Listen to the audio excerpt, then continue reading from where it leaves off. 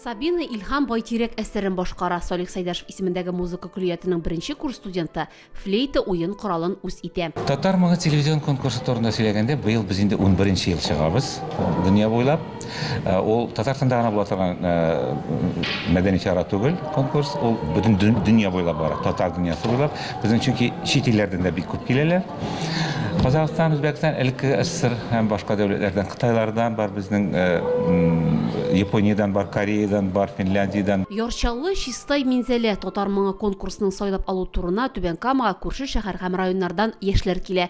Жюри әгъзалары кырыклап чыгышны бәяли. Сәнгатьне яратам, җырны яратам, үземне сынарга, бит үзенә күрә опыт дисәм дә була.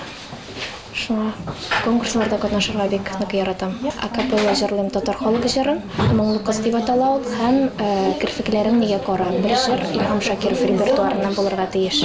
Мәдәният министрлыгы тарафыннан 5 грант каралган быел. Бу әле беренче генә тапкыр 11 елда. Супер тавышлы, супер башкаручыларга шундый талантлары булган. Ул инструменталь башкаручы, ул вокал башкаручы, вокал безнең академ вокал, эстрада вокал һәм халык җырлау.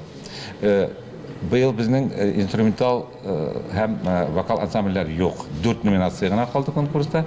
Шулар арасында нинди булса бер супер талантлы башкаручы күренә икән, алар шушы грант буенча белем алачаклар. Сайлап алу туры төрле шәһәрләрдә язга кадәр барачак гала-концерт 21 апрельгә билгеләнгән. Гөлия Нигъмәтуллина, Фәхри Исламов, НТР яңалыклары.